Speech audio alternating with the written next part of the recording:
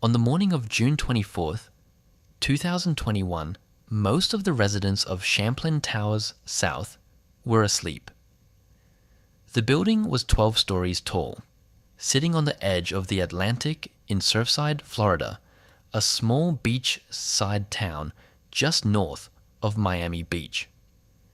It had been there for 40 years. Built in 1981, it was a reinforced concrete structure of the kind that went up all along the Florida coast in that era, facing the water, catching the ocean breeze, housing families and retirees in 136 units stacked above a pool deck and an underground parking garage. At 1:22 in the morning, it came down. Security camera footage captured what happened. The pool deck, the flat concrete slab that stretched out beside the building at ground level, collapsed first. Not the tower, the deck. Minutes later, the eastern half of the 12-story structure fell. It did not tip. It did not lean. It dropped, floor by floor, into itself, into the garage below, into the ground. The western half remained standing, damaged and unstable, until it was demolished 10 days later. 98 people were killed. 4 were pulled from the rubble alive. One of them died shortly after reaching the hospital. The others who survived had been rescued from the portion of the building that did not fall in the hours immediately after the collapse, before the western section came down. 11 more were injured. It is one of the deadliest structural failures in American history. Not a hurricane, not a flood, not an earthquake. A building that had been standing for 4 decades, occupied by people who went to sleep that night without any indication that the floor beneath them was anything other than solid, collapsed in the early hours of a June morning. The federal response was immediate. FEMA obligated approximately $106.9 million to support survivors, displaced residents, and state and local recovery efforts. The National Institute of Standards and Technology launched a federal investigation that would take years and cost approximately $30 million to complete.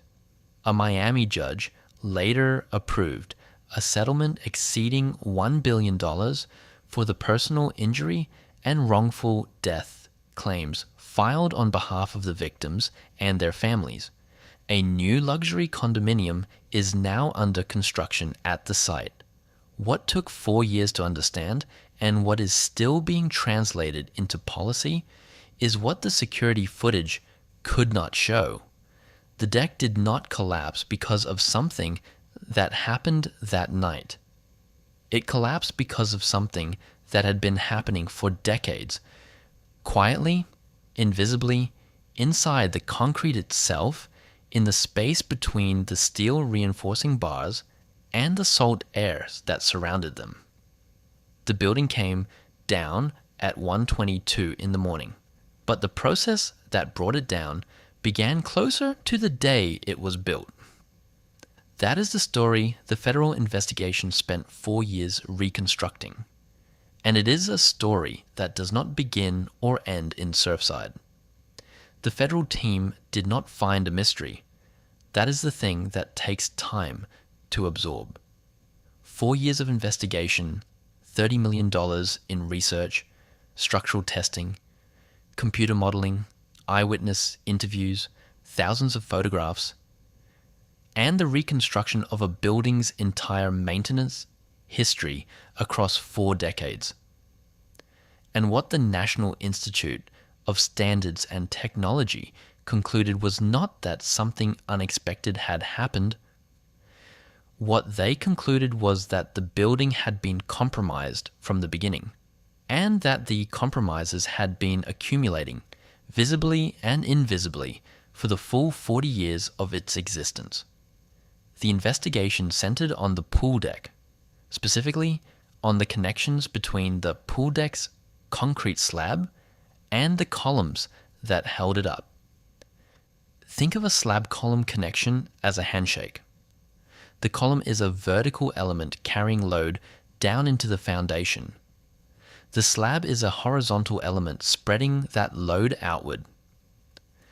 The connection between them is the point where those two forces meet, where the weight of everything above transfers to the structure below. In a building like Champlain Towers South, the pool deck sat directly above the underground parking garage, and the columns supporting it were carrying not just the deck itself, but everything stacked above. That handshake had to hold. Federal investigators found that at the time of the collapse, the pool deck's slab column connections had critically low margins of safety. The structure was operating near the edge of what it could bear. And the investigators found two reasons for that, both of them originating in 1981, the year the building was constructed. The first was design understrength. The connections were not strong enough, by design, for the loads they would eventually carry. The second was misplaced slab reinforcement. The steel reinforcing bars inside the concrete slab were not positioned where the design required them to be. The construction deviated from the design drawings. The number of reinforcing bars centered over the vertical columns was inadequate. Both of these conditions existed the day the building opened. Every resident who moved in, every year, the building stood, every inspection that took place. Those conditions were present. The building was not built the way it was designed to be built, and the way it was designed to be built was not strong enough to begin with. Those two facts sat inside the concrete for 40 years. Then the waterproofing failed. The pool deck was a flat concrete slab exposed to the Florida environment, positioned above an underground garage, with a swimming pool on one side and planters installed at some point after original construction.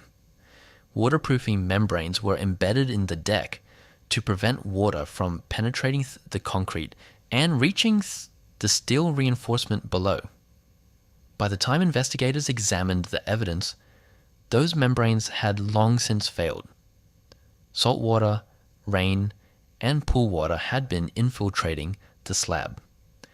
Chlorides from the salt environment had been moving through the concrete toward the rebar. The corrosion that resulted caused additional stress on connections that were already operating with critically low safety margins. The planters added load.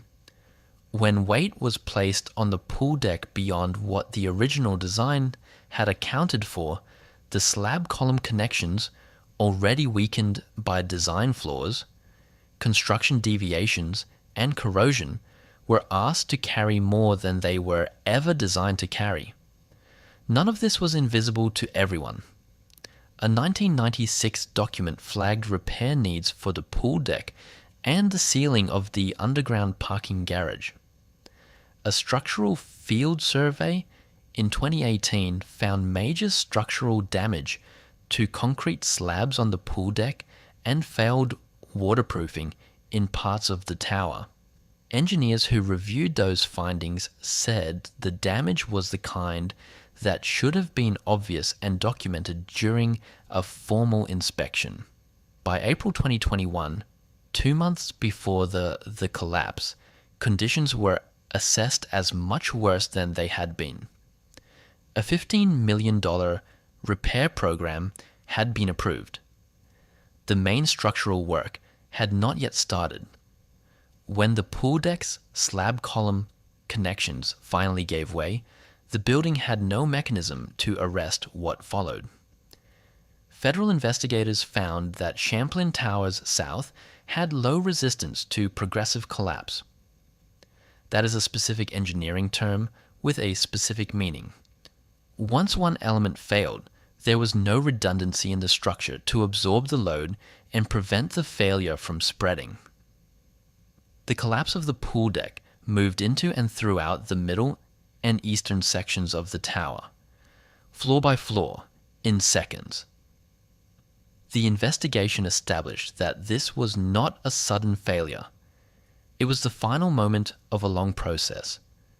The process had a beginning, a middle, and an end. The beginning was 1981. The end was 1:22 in the morning on June 24th, 2021.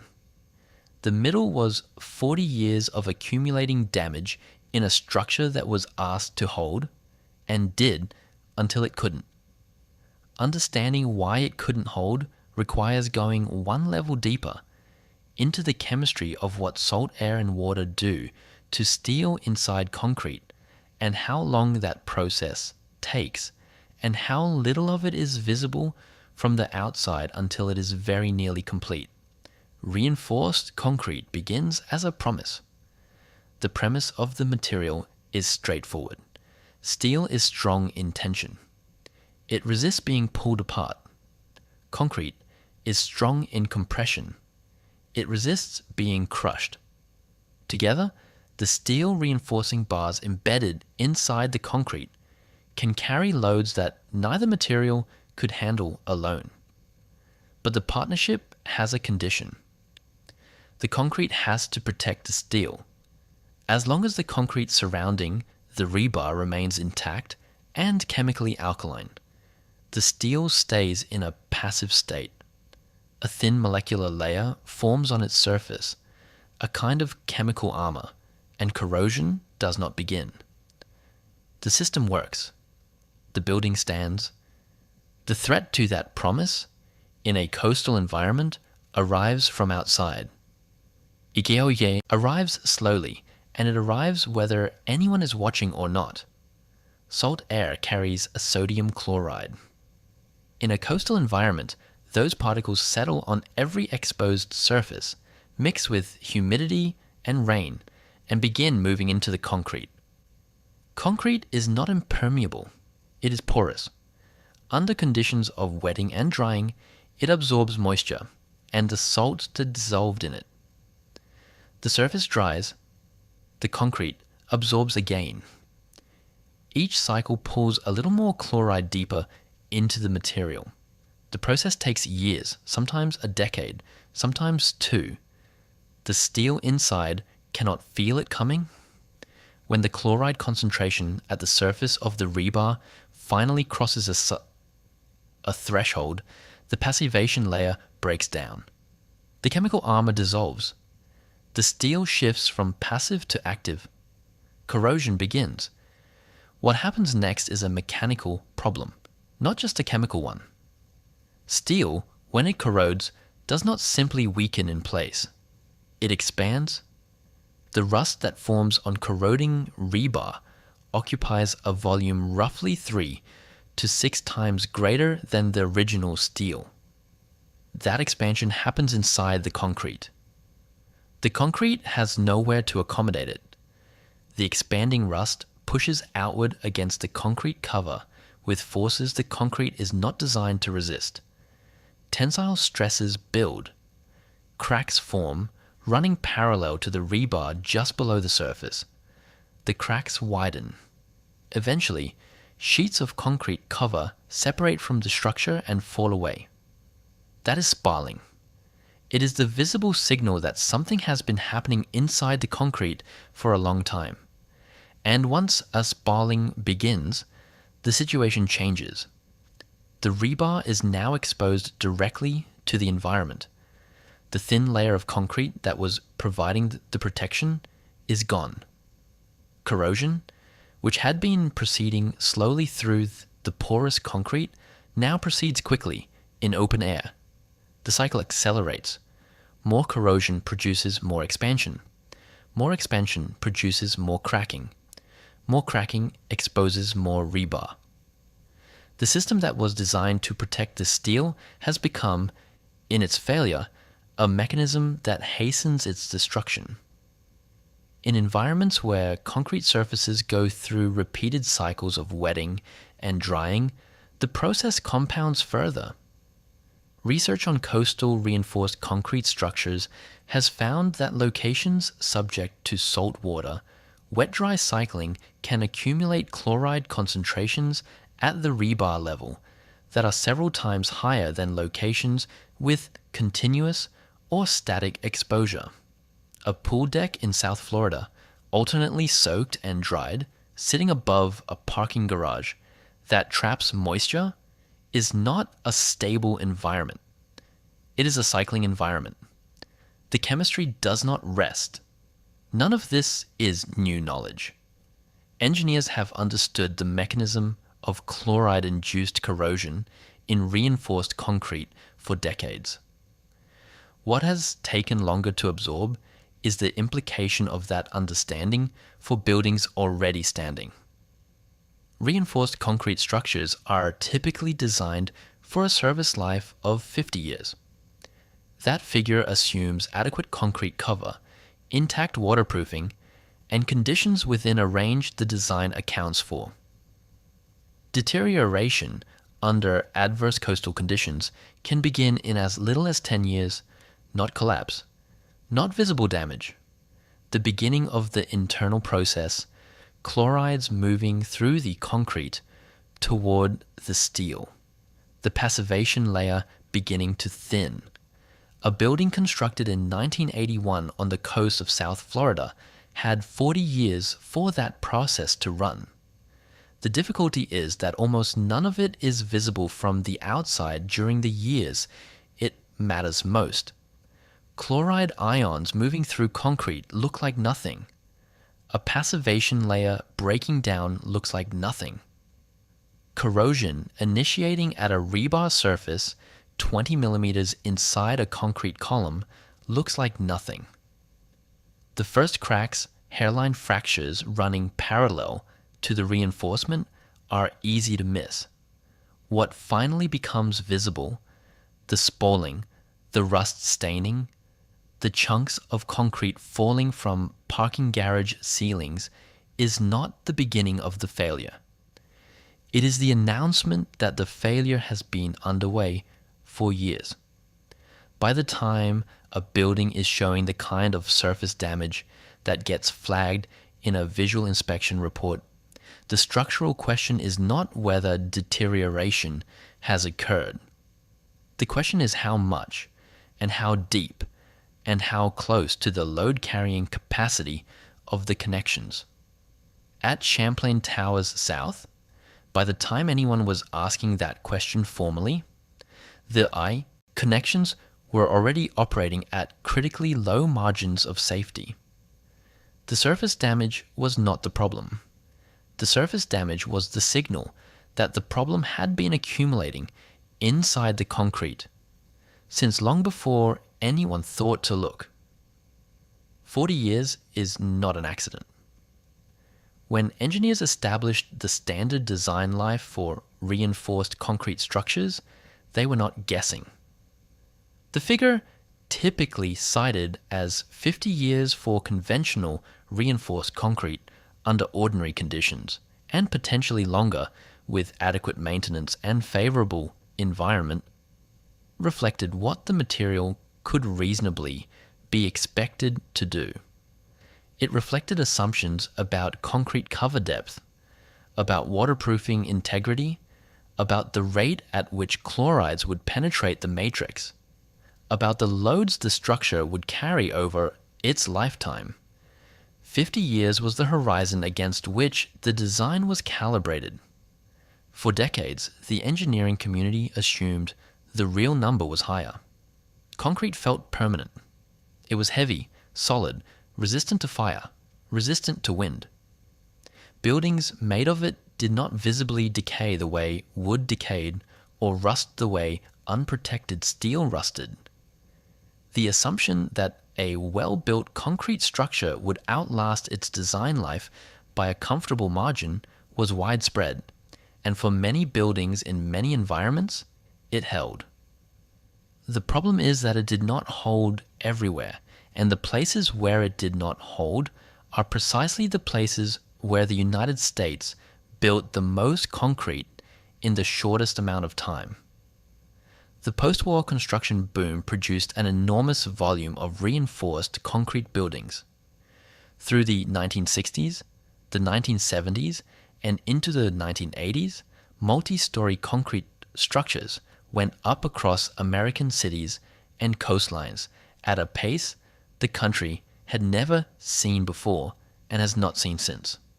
Apartment buildings, condominiums, parking garages, schools, office towers, each one designed to a standard that assumed a service life beginning at construction and extending 50 years forward.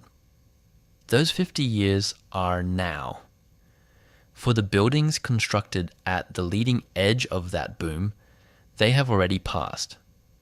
According to data from the 2021 American Community Survey, analyzed by the National Association of Home Builders, the median age of owner-occupied homes in the United States is 40 years. That is the median. Half the owner-occupied housing stock in the country is older than that. A little less than half of all owner-occupied homes were built before 1980. Around 35% were built before 1970. Condominiums, the specific building type that most closely mirrors the structure of Champlain Towers South, tell their own version of this story. The Foundation for Community Association Research, using data from the Community Associations Institute, estimates there are between 140,000 and 150,000 condominium and housing cooperative buildings in the United States. Approximately 2/3 of those buildings are older than 30 years. More than half of an estimated 4.1 million individual condo units were built before 1990, according to US Census data. That is millions of units in buildings that are, at minimum, in their mid-30s and, in many cases, in their 40s, 50s, and beyond. Florida makes the picture concrete in a specific way. The state has approximately 1.5 million condominiums. Nearly 600,000 of them are over 40 years old. That is a building stock that is, right now, at or past the threshold where the design life assumptions built into their construction begin to expire. New York tells a different version of the same story. The median residential building in New York City is almost 90 years old. The concrete in those structures was not poured in the post-war boom. It was poured before the Second World War, in some cases before the First.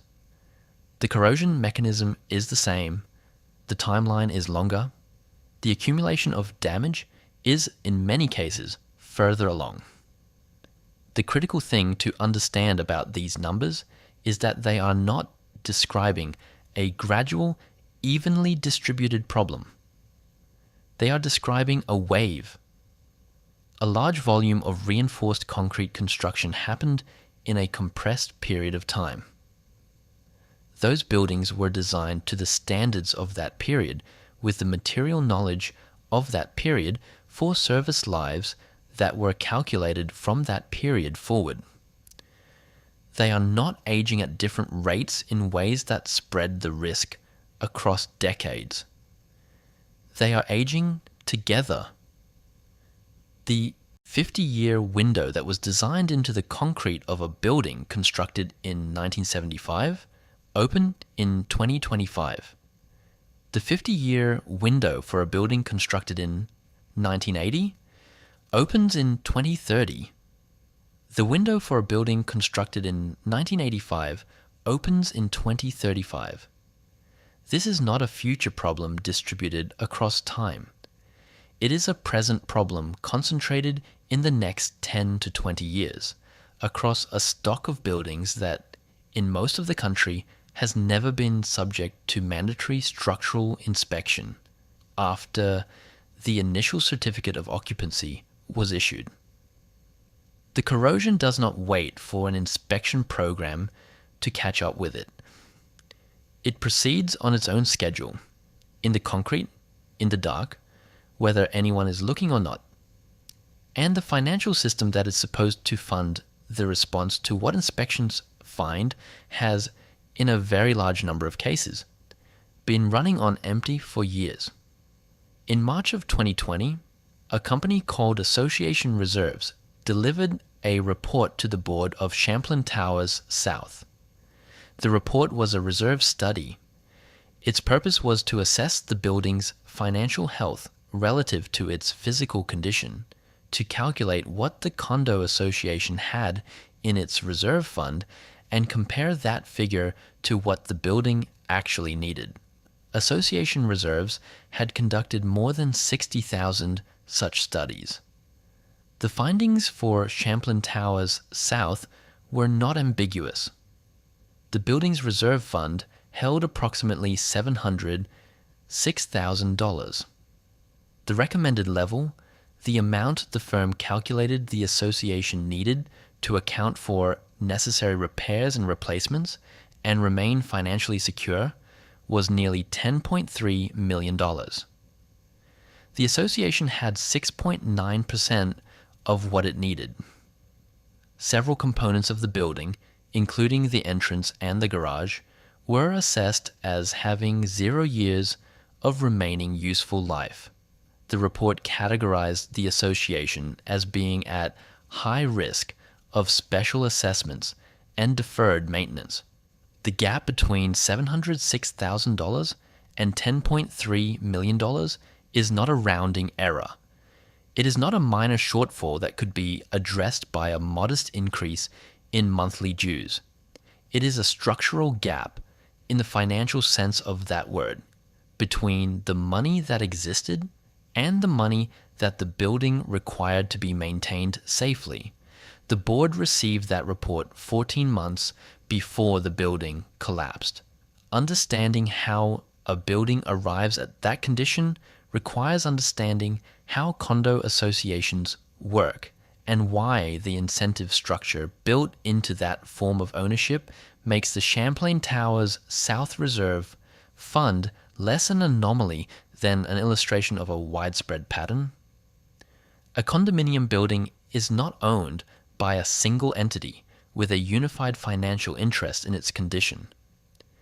It is owned collectively by the individual unit holders, each of whom has purchased a portion of the building and a share of the common elements: the roof, the parking garage, the pool deck, the structural columns. The maintenance of those common elements is the responsibility of the condo association, governed by a board elected from among the unit owners. The board sets the annual budget. The budget determines the monthly dues. The dues fund, among other things, the reserve account that is supposed to accumulate capital for major repairs. Consider what this means in practice.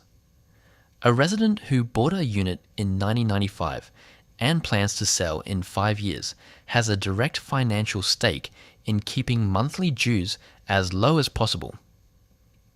Lower dues make the unit more attractive to buyers and increase the net return on the sale. A vote to raise dues significantly or to levy a large special assessment to fund structural repairs costs that resident real money today in exchange for a benefit, a structurally sound building that accrues primarily to whoever owns the unit in 15 or 20 years. The math does not favor the assessment. Multiply that incentive across a building with 136 units, with owners at different stages of ownership, with different financial situations, with different timelines for selling, and the result is a governance structure that systematically tilts toward deferring expensive maintenance. Not because the people involved are indifferent to the building's condition, because the incentive structure makes deferral rationale, unit by unit, vote by vote, year by year, until the deferred maintenance has accumulated into something that is no longer deferrable. Florida compounded this problem with law. Before the reforms that followed Surfside, Florida allowed condo owners to vote to waive reserve contributions entirely. A majority of a building's owners could decide annually not to fund the reserve account at all. Studies found Florida led the nation in under-reserved associations. Boards that tried to raise assessments faced political resistance from owners who did not want to pay.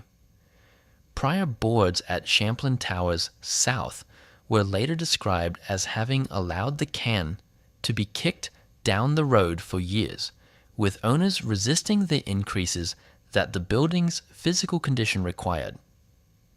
In April 2021, the board moved to levy a $15 million special assessment on unit owners to fund the repairs the building needed.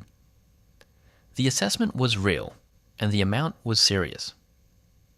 Some owners were facing bills of more than $100,000.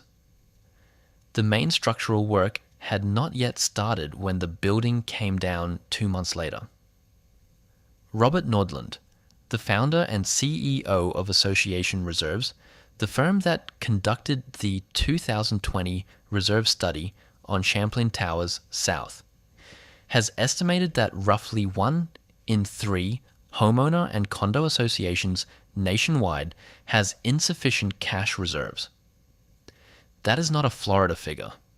It is a national figure derived from tens of thousands of reserve studies conducted across the country. The governance structure that produced a $706,000 reserve in a building that needed $10.3 million is not a Florida invention. It is the standard structure of condo ownership in the United States, operating exactly as its incentives predict it will operate. The corrosion in the concrete proceeds on its own timeline. The reserve fund deficit proceeds on its own timeline.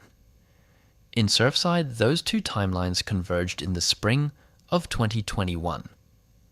The concrete had been deteriorating for decades. The money to address it did not exist.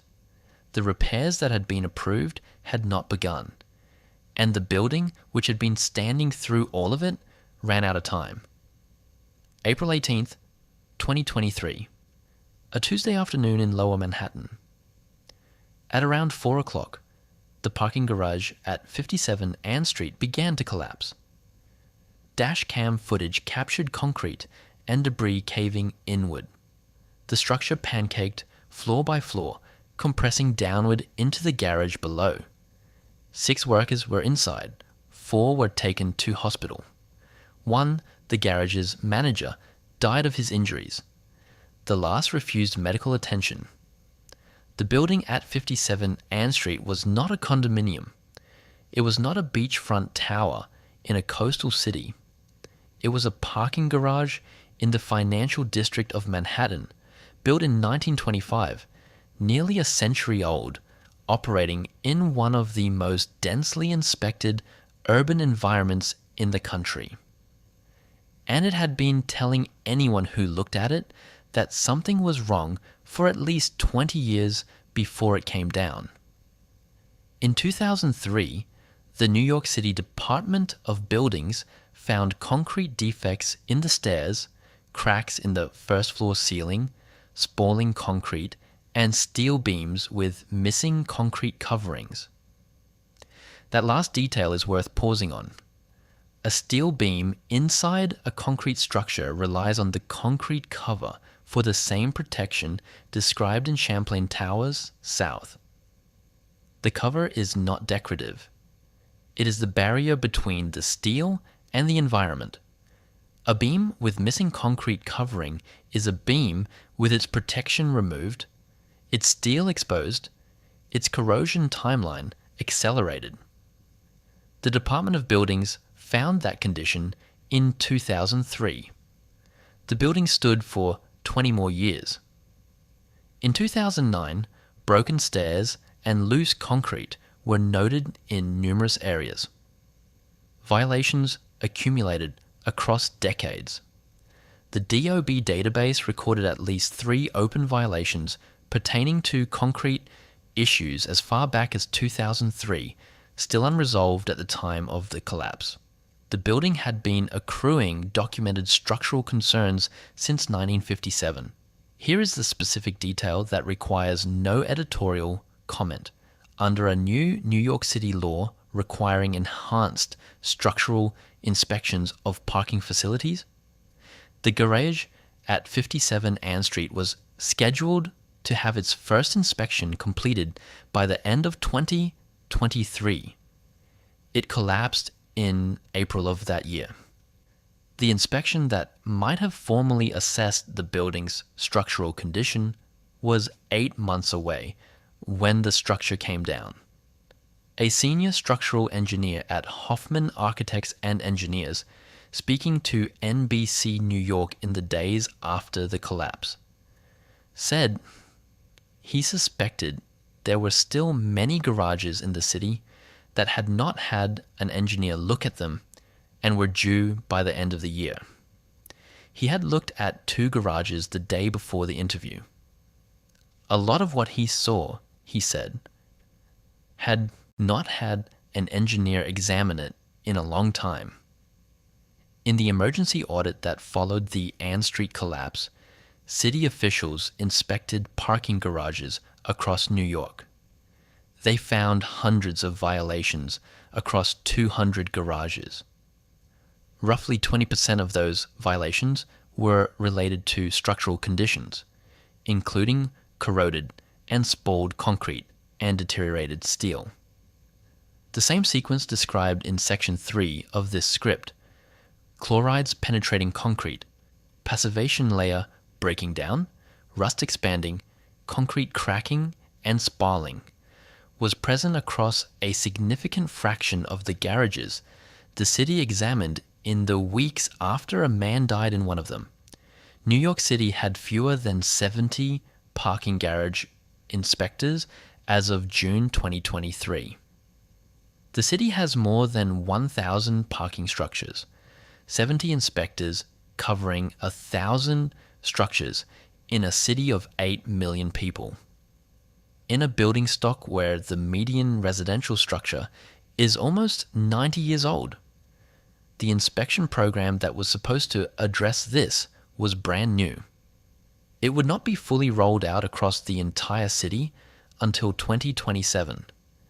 The city hired Lira Consulting structural engineers for nearly $1 million to study the Ann Street collapse in detail to document the structural and foundational elements of what remained and review the historical record to establish precisely how the garage was able to come down the way it did.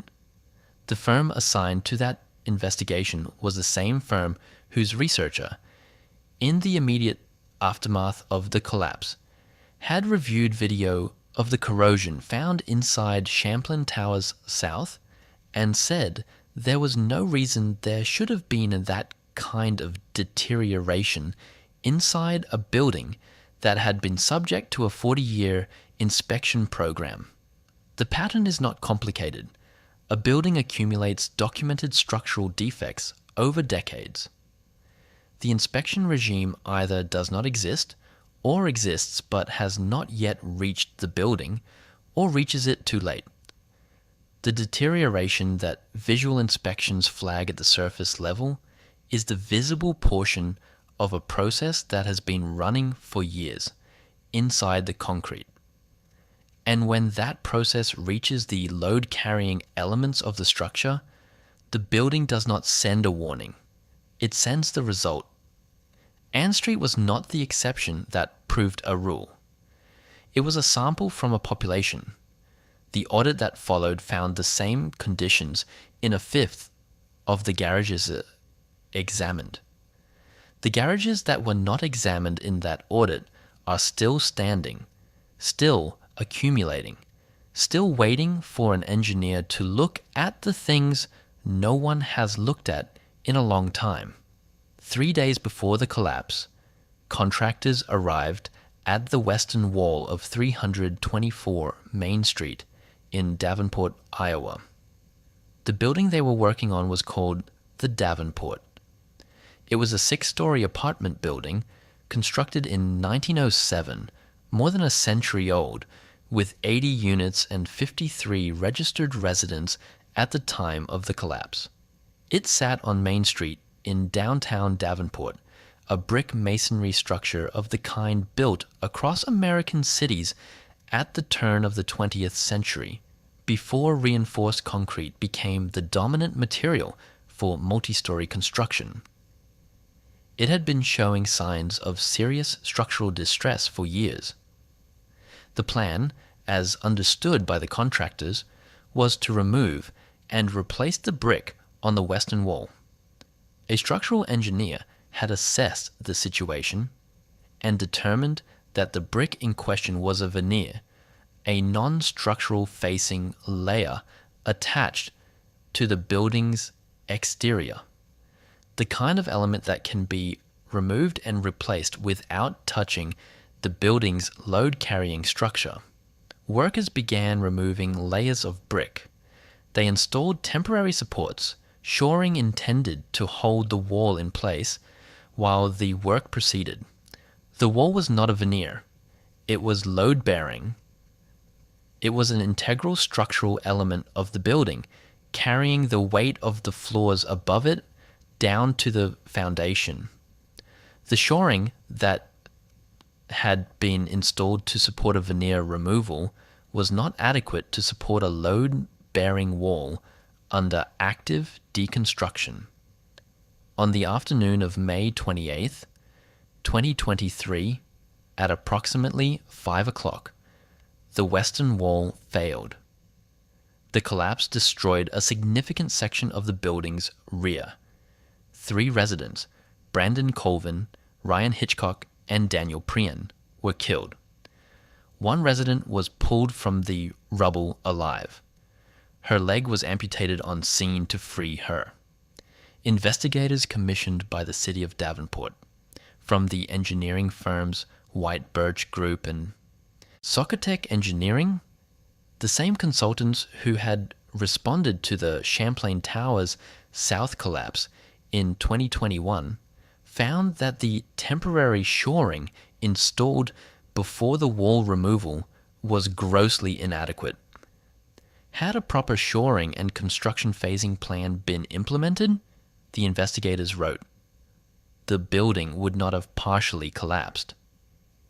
The collapse was preventable, but the collapse did not begin on May 25th, when the contractors arrived.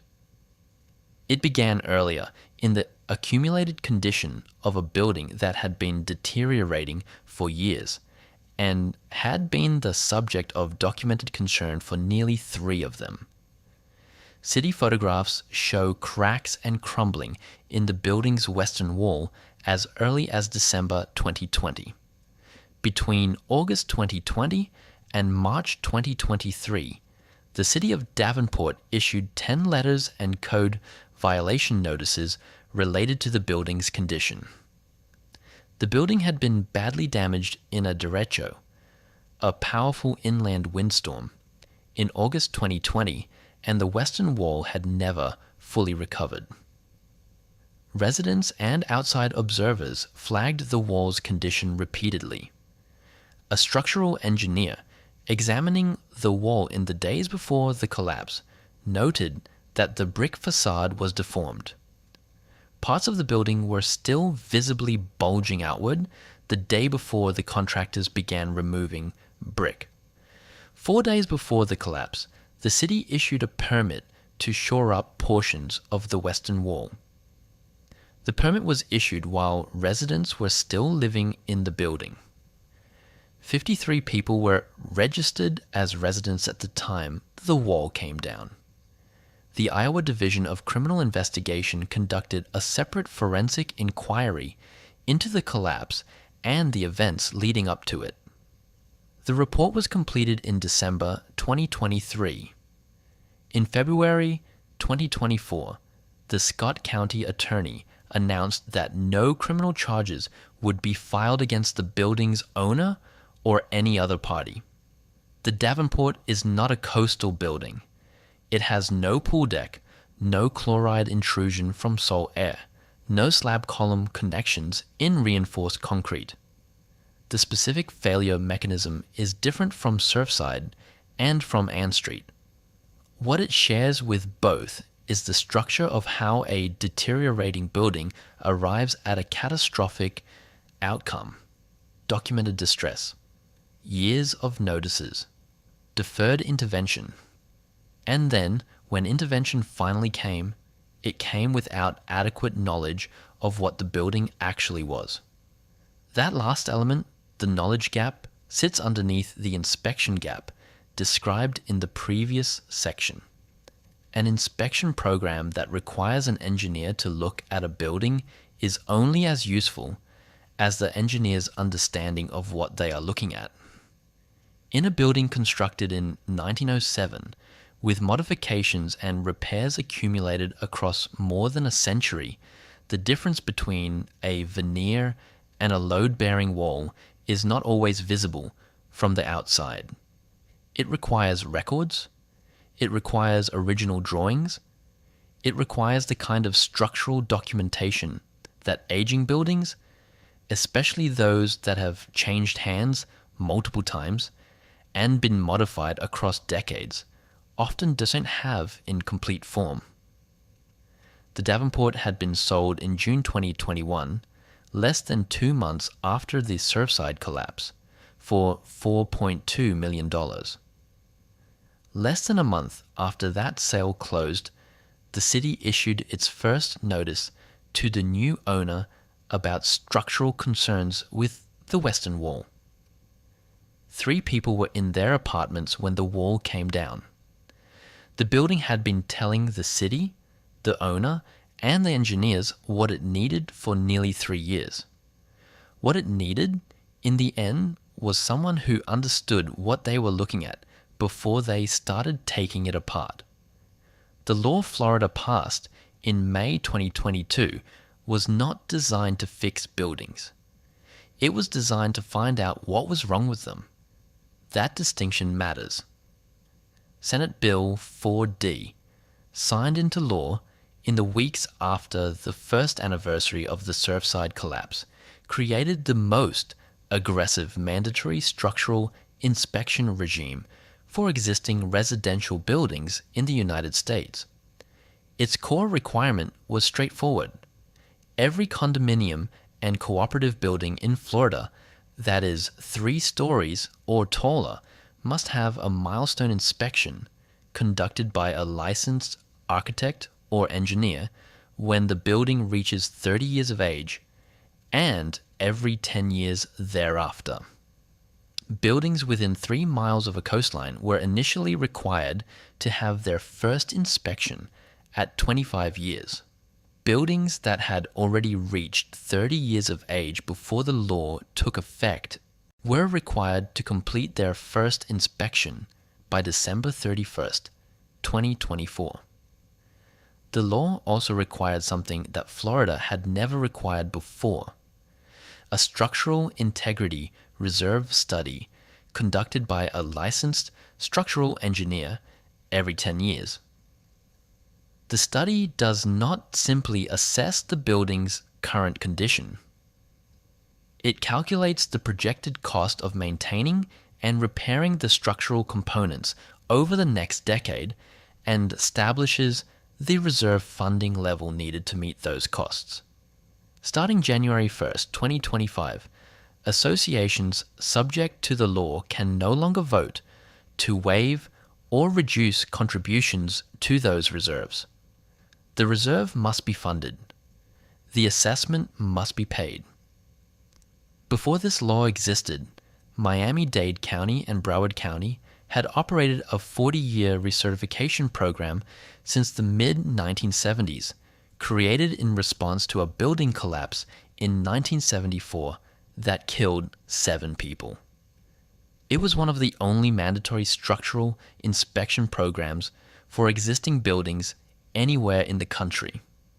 Champlain Towers South was in Miami-Dade County. It was subject to that program. It collapsed anyway, in the middle of a recertification process that had identified major structural damage 4 years earlier and had not produced completed repairs. That fact is worth holding. The state of Florida, and specifically Miami-Dade County, had more mandatory inspection infrastructure than almost anywhere else in the country. And it was not enough. What SB 4D does is take the lesson of that failure and attempt to close the gaps. Earlier inspections, more frequent inspections, mandatory reserve funding, no more votes to defer. Whether it is enough is a question the inspections themselves are beginning to answer. What they are finding is not reassuring. Across Florida, mandatory milestone inspections are revealing the accumulated condition of a building stock that has been operating under a loose regulatory environment for decades. Deferred maintenance that was invisible on a balance sheet because no one was required to account for it is now being quantified by licensed structural engineers and translated into reserve funding requirements. The results are landing on individual unit owners in the form of assessments that, in many cases, bear no relationship to what they anticipated when they purchased their units. According to market analysis citing New York Post reporting, condominiums in Florida over 30 years old have seen property values decline by approximately 22% over a recent 2-year period, falling between 1% and 6% per month since mid-2024. The driver is not the building's physical condition alone. It is the financial condition that mandatory inspection has made visible. A building with an unfunded reserve and a list of required structural repairs is a building with a liability attached to every unit. That liability is now disclosed. Buyers can see it, lenders can see it, the market has repriced accordingly. For owners who are not selling, the adjustment is arriving as a bill. The Wall Street Journal has reported on Florida condo owners receiving special assessment invoices in 6 figures. Some of those invoices amount to 1/3 of the current market value of the unit. Owners who purchase condominiums as retirement assets, expecting stable costs and modest dues, are being asked to contribute sums that, in some cases, exceed what they paid for the unit in an earlier decade. Some associations, facing the combination of required repairs, mandatory reserve funding, and owners who cannot or will not pay, are choosing a different path. Buildings are being sold to developers. Others are being deconverted from condominiums to rental properties, with the repair burden absorbed by a single corporate owner rather than distributed across hundreds of individual unit holders. The law is working in the sense that it is doing what it was designed to do. It is finding what is wrong. The question it raises and does not answer is what happens to the buildings and the people in them when what is wrong costs more to fix than the people inside them can pay. Florida is the only state asking that question systematically. It is asking it because a building in Miami-Dade County, in a county that already had more inspection infrastructure than almost anywhere else in the country, collapsed in the early hours of a June morning and killed 98 people. The inspection regime that existed was not sufficient. The regime that replaced it is finding deterioration across a building stock that, for decades, was not required to account for its own condition. The rest of the country has not passed an equivalent law. The buildings are aging at the same rate. The reserve funds are carrying the same deficits. The concrete is doing the same chemistry. The difference between Florida and the 49 states that have not enacted what Florida enacted is not the condition of the buildings. It is whether anyone is required to look. A building receives a certificate of occupancy on the day it is deemed ready for use. In most of the United States, that certificate represents the last formal government assessment of the structure's condition that the law requires. The inspections that precede it, the plan reviews, the foundation checks, the framing inspections, the final walkthrough are all oriented toward a single question. Is this building safe to occupy today? Once the answer is yes and the certificate is issued, the ongoing structural condition of the building becomes, in most jurisdictions, the responsibility of the owner. Government involvement, mandatory, required, with consequences for non-compliance, largely ends at the door. This is not an oversight in the regulatory design.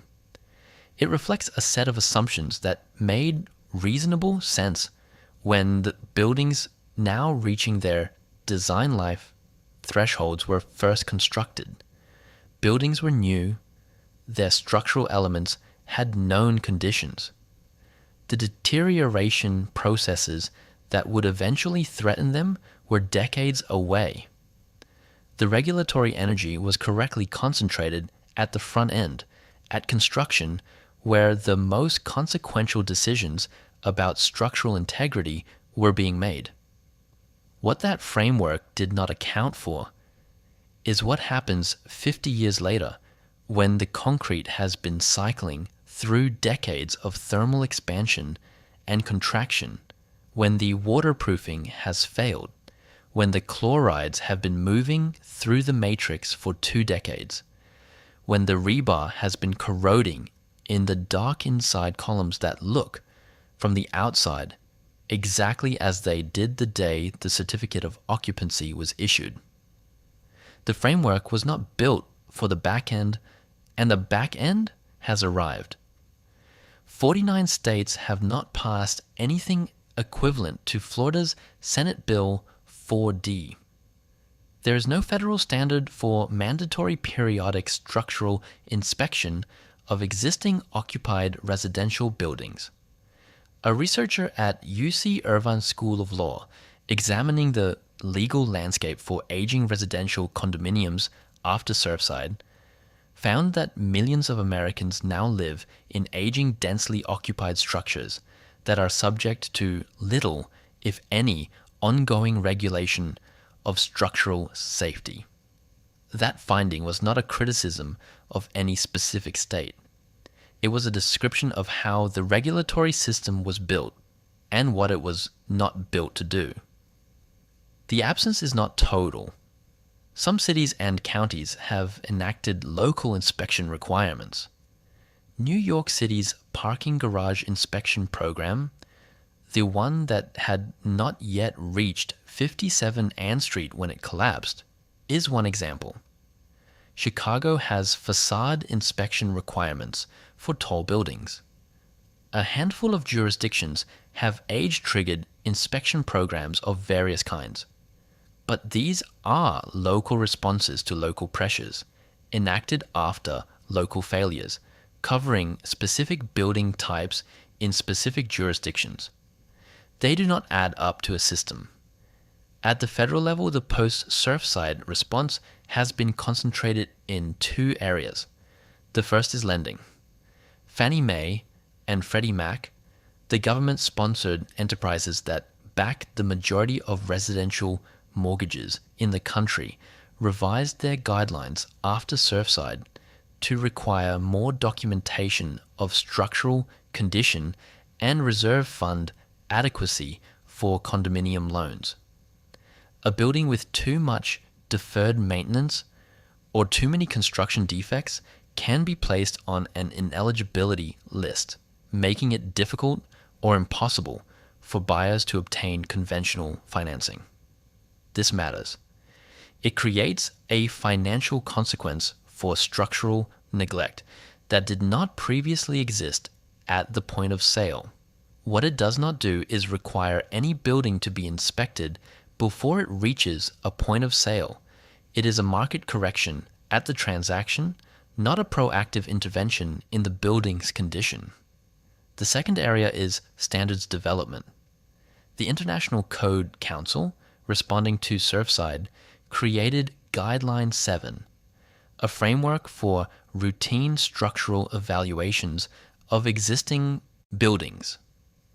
That guideline is currently being converted into ICC Standard 1500, which would establish consistent technical criteria for periodic assessments of structural components, fire protection systems, egress pathways, and building envelopes. When finalized, it will represent the most comprehensive national framework for existing building evaluation the country has produced. It is not yet in force. The process of converting a lesson into an enforceable standard, of moving from guideline to code adoption across 50 states with 50 different legislative processes, takes time measured in years, sometimes in decades. Underlying all of this is a workforce problem that no standard can immediately solve.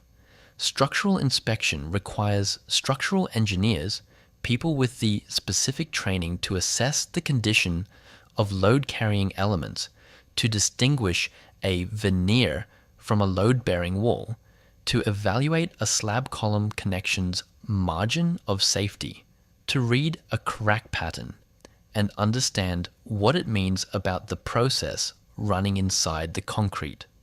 New York City, with one of the most aggressive local inspection programs in the country, had fewer than 70 parking garage inspectors for a building stock where the median residential structure is nearly 90 years old.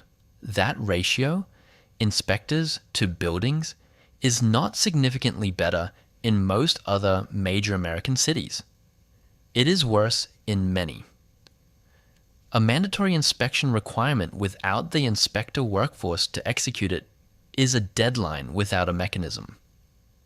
Florida is already encountering this at the state level, extending deadlines and refining requirements in part because the supply of licensed engineers available to conduct milestone inspections cannot immediately meet the demand that a mandatory statewide program generates. The infrastructure of inspection, the trained professionals, the documentation systems, the enforcement capacity does not scale as quickly as a law can be written. What Florida has imperfectly and under strain is a legal requirement that the question be asked. What most of the country has is the same aging building stock, the same corrosion chemistry, the same reserve fund deficits, and no legal requirement that anyone ask anything at all. The buildings are not waiting for the law to catch up. They are aging on their own schedule, in their own concrete, floor by floor and column by column, whether a licensed engineer has looked at them or not. Spalling concrete does not announce itself gradually. The process that produces it runs for years inside the material, invisible, proceeding through the stages described earlier in this script. Chlorides penetrating the matrix, the passivation layer breaking down, corrosion initiating at the rebar surface, rust expanding against the concrete cover. None of that is visible from outside the building. What finally becomes visible, the sheet of concrete cover that separates from a column and falls to the garage floor below, the rust staining running down a beam, the hollow sound a column makes when you tap it with a hammer, where delamination has separated the cover from the structure beneath, arrives without a preceding visible warning. One day the column looks like a column. The next day there is a piece of the floor lying on the ground beneath it. This is what structural engineers are encountering when they walk into aging concrete buildings in Florida under the new inspection mandate. Not hypothetical risk, not projected deterioration based on the age of the building, actual spalling, actual exposed rebar, actual slab column connections where the concrete cover has separated, and the steel inside is visible, brown with rust, in a structural element that is actively carrying the load of the floors above it. In the weeks immediately after the Surfside collapse, before any new law had been passed, before any new inspection mandate had been drafted, the scrutiny that followed the collapse prompted engineers to look at buildings in the surrounding area that had not recently been examined. What they found in some of those buildings was not reassuring. Crestview Towers is a 156-unit condominium building in North Miami Beach, 7 miles from where Champlain Towers South stood. An engineer had completed a report on the building in January 2021, 5 months before the Surfside collapse. That report determined the structure was unsafe, both electrically and structurally. The report sat. It was not received by the city of North Miami Beach until July 2021, after Surfside had made structural safety the most scrutinized topic in Florida. When the city received it, Crestview Towers was evacuated immediately, not scheduled for inspection, not placed on a watch list, evacuated. The residents who had been living in the building while the report sat undelivered for 6 months were relocated. 9 days after the Surfside collapse, on July 9th, 2021, the Miami-Dade County Courthouse was closed after an engineer reported safety concerns with various floors. A government building in use, with staff working inside it, in the county that had operated a 40-year structural recertification program since the mid-1970s. The concerns were serious enough to close it. These were not buildings that became unsafe after Surfside. They were buildings that had been unsafe, or approaching unsafe conditions, while people worked and lived inside them. Surfside did not create their structural problems. It created the urgency to look, and the looking found what the looking always finds when it happens in buildings that have been aging without mandatory assessment, conditions that have been developing quietly for a long time. Miami-Dade County had more mandatory inspection infrastructure than almost any other jurisdiction in the country.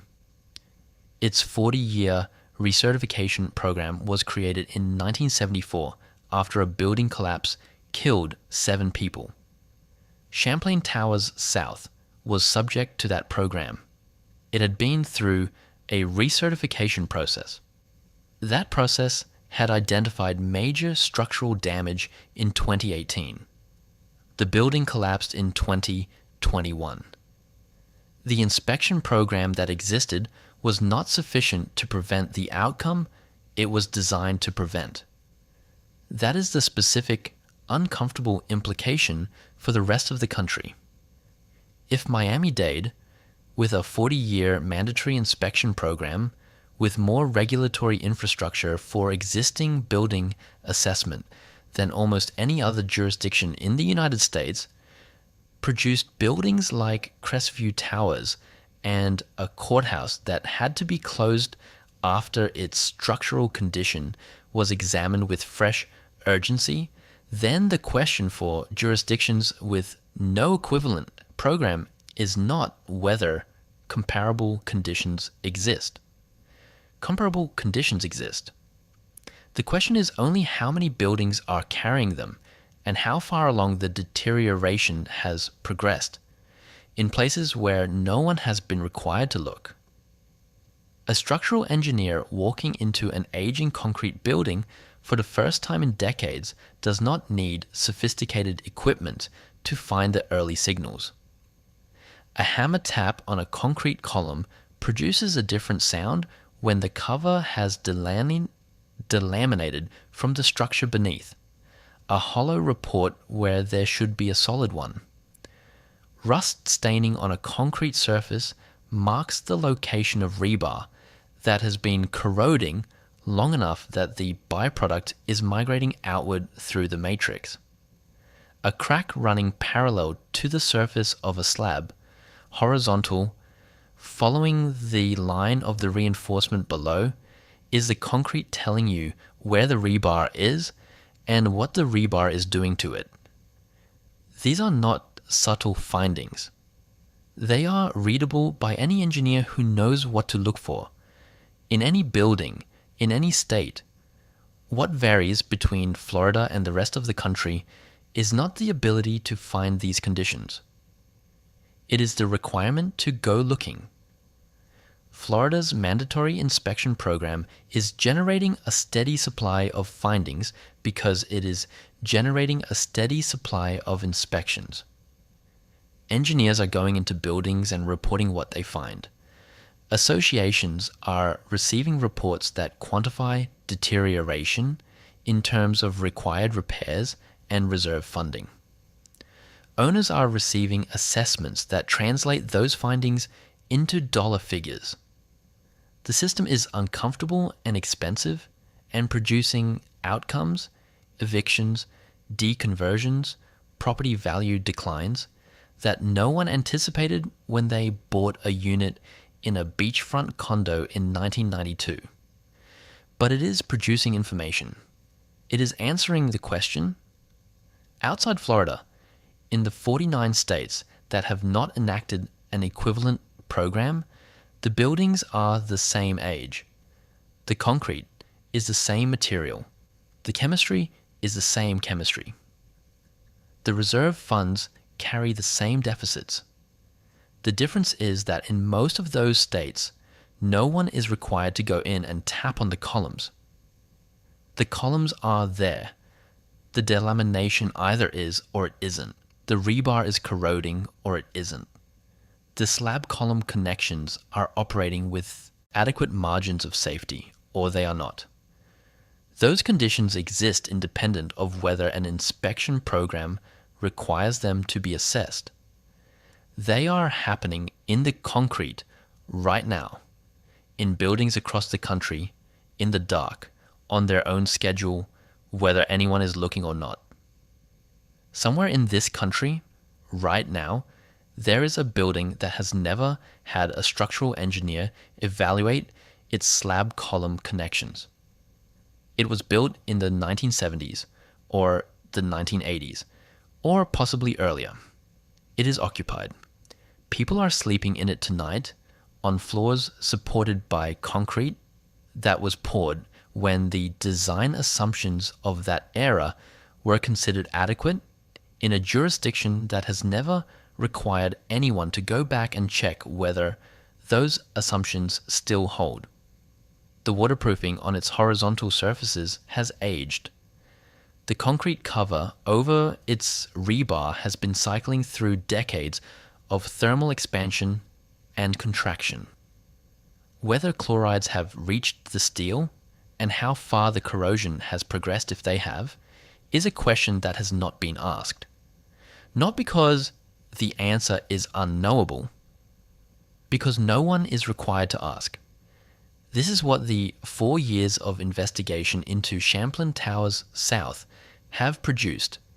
In addition to the technical findings about pool deck slab column connections and misplaced reinforcement and failed waterproofing membranes, they have produced a precise description of a failure process that is not unique to one building on one beachfront in one Florida town. The process has a mechanism. The mechanism operates on a timeline. The timeline is tied to the age of the building, the aggressiveness of the environment, and the quality of the original construction. All three of those variables are knowable. None of them require a building to collapse before they can be assessed. NIST's investigation produced preliminary findings in September 2025. The final report, with technical recommendations intended to inform building codes and inspection standards, is working its way through the review and publication process. Those recommendations will eventually reach the International Code Council, where the ongoing effort to convert Guideline 7, the framework developed specifically in response to Surfside, into ICC Standard 1500 continues. When that standard is finalized, it will need to be adopted by individual states, incorporated into local codes, enforced by local jurisdictions, executed by a workforce of structural engineers that does not yet exist at the scale the problem requires. That process moves on its own timeline. The buildings move on theirs. The design life window for a building constructed in 1975 open in 2025. For a building constructed in 1980, it opens in 2030. For a building constructed in 1985, it opens in 2035. Those windows are not waiting for a standard to be finalized or a law to be passed. The concrete inside those buildings is not pausing while the ICC deliberates. The reserve funds that should have been accumulating for decades, in the 1/3 of associations that Robert Nordland's firm estimates are carrying insufficient cash, are not rebuilding themselves. A community cannot recapitalize a reserve fund faster than the corrosion is progressing. It cannot train a structural engineer workforce faster than the next building approaches the threshold where the questions become urgent. This is what infrastructure analysts call the recovery gap. The rate at which a system can respond to a problem does not automatically match the rate at which the problem is developing. When those rates diverge, and the problem moves faster than the response, the gap between them is where the next failure lives. Florida is closing its gap. Slowly, expensively, with deadline extensions and inspector shortages, and owners receiving six-figure assessments on units they thought were assets. It is closing the gap because a building collapsed and 98 people died, and the state decided that the cost of not knowing was higher than the cost of finding out. That calculation took a catastrophe to make. Outside Florida, the gap is not closing, it is widening, quietly 1 year at a time, as more buildings cross the 30-year threshold, the 40-year threshold, the 50-year threshold, in states where no law requires a licensed engineer to go inside and tap on the columns. The difference between Champlain Towers South and the building that has not collapsed yet is not a difference in the chemistry of the concrete, or the physics of the corrosion, or the engineering of the slab column connection. Those things are the same. The difference is that someone eventually looked at Champlain Towers South, found major structural damage, wrote a report, and the report described conditions that had been developing for decades. The repairs were approved, the work had not started. The building that has not collapsed yet may or may not have a report. It may or may not have an approved repair program. What it almost certainly does not have, if it sits outside Florida in a jurisdiction without a mandatory inspection regime, is a legal requirement that anyone ask about the condition of its structural connections at all. That is not an engineering problem.